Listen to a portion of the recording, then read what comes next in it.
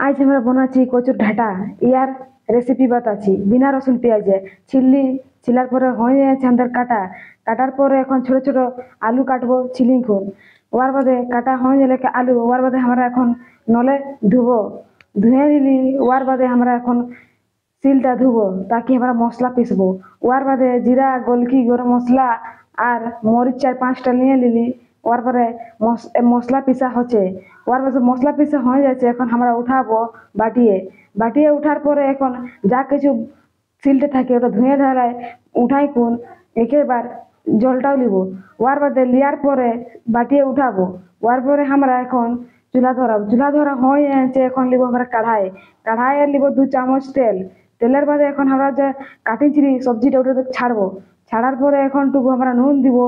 নুন দেওয়ার পরে হলুদ দিব। হলুদ দেওয়ার পরে এখন লাড়বো। লাড়ির পরে এখন যা ছিল মশলাটা ওটা দিব। ওয়ার পরে আমরা এখন দিব জল, জলটা। মশলা জল দেওয়ার পরে এখন ভাজার দেখে কত সুন্দর দেখাচ্ছে। ওয়ার পরে এখন আমরা সিজবার জন্য এখন আমরা দিব জল। জল দেওয়ার পরে এখন টুকু লাড়িয়ে দিব। ওয়ার পরে আমরা জলটা হয়ে যাচ্ছে। এতে দেখো আমাদের সিজা হয়ে যাচ্ছে আলু ঢাটা সবজি। ওয়ার পরে দেখো কত সুন্দর দেখাচ্ছে।